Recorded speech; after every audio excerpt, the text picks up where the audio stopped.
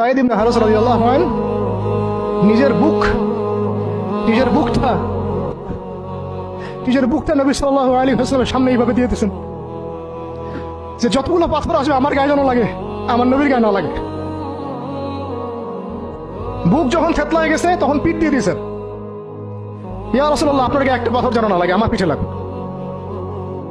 এই সময়টা চিন্তা করেন, সাহাবীর কথা চিন্তা করেন, তাদের ত্যাগ তিতিক্ষার কথা চিন্তা করেন, ওই সময়ের সবরের কথা চিন্তা করেন।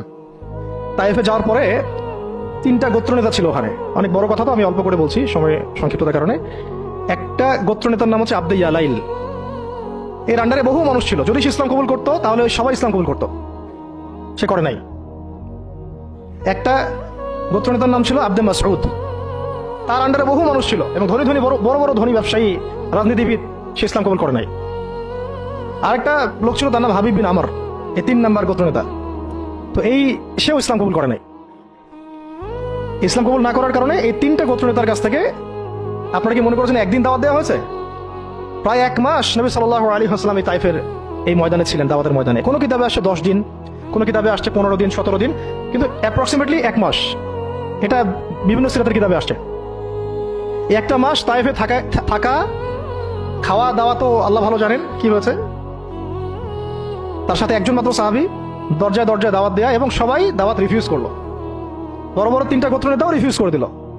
শুধু যে রিফিউজ করলো তা না, বরং এমন টিটকারি শুরু করলো, এমন ব্যঙ্গাত্মক আচরণ শুরু করলো যে শেষ পর্যন্ত ওই এলাকার যত ছোকরা ছিল, যুবক, তরুণ, কিশোরী বেশি আসছে বর্ণনায়, এদেরকে লেলিয়ে দেওয়া হলো, সবার হাতে পাথর উঠিয়ে দেওয়া হলো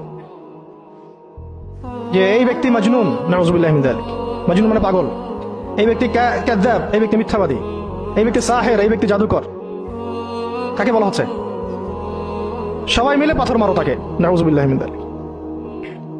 দৃশ্যটা একটু চিন্তা করেন। 10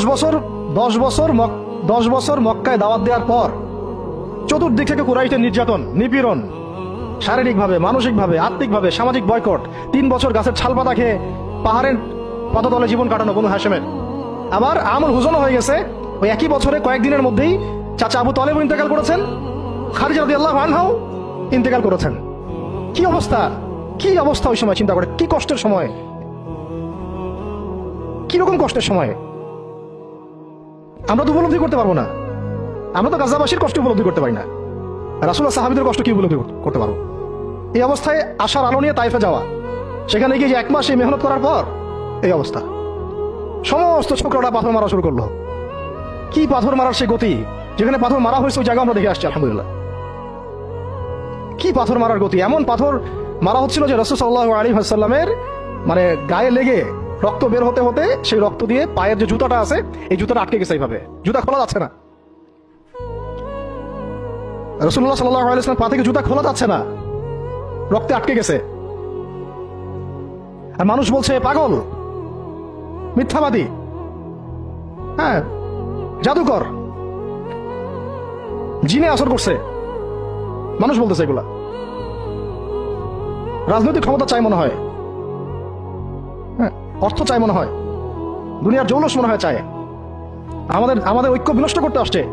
মারো একে, মেরে বিদায় করো এখান থেকে। কোন পর্যায়ে গেলে মানুষ এই কাজ করতে পারে?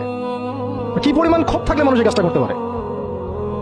আর কার এগেইনস্টে করছে? আল্লাহর প্রিয় হাবিব, যার জন্য আল্লাহ পাক ফিরদাউস রেখেছেন, মাকামে মাহমুদ রেখেছেন, যার সুপারিশ ছাড়া আমরা মনে হয় না জান্নাতে কেউ যেতে পারবো, অসম্ভব। যার সুপারিশ ছাড়া বিচার শুরুই হবে না কিয়ামতের মাঠে, হিসাব নিকাশ শুরুই হবে না, জান্নাত তো বহু দূরের কথা। জান্নাতের দরজাও খোলা হবে না যিনি আগে না ঢোকা পর্যন্ত। তাকে মানুষ সেভাবে মারা শুরু করলো, রক্ত ঝরতেছে। এই সময়ে এই সাহাবী সাঈদ ইবনে হারিস রাদিয়াল্লাহু আনহু নিজের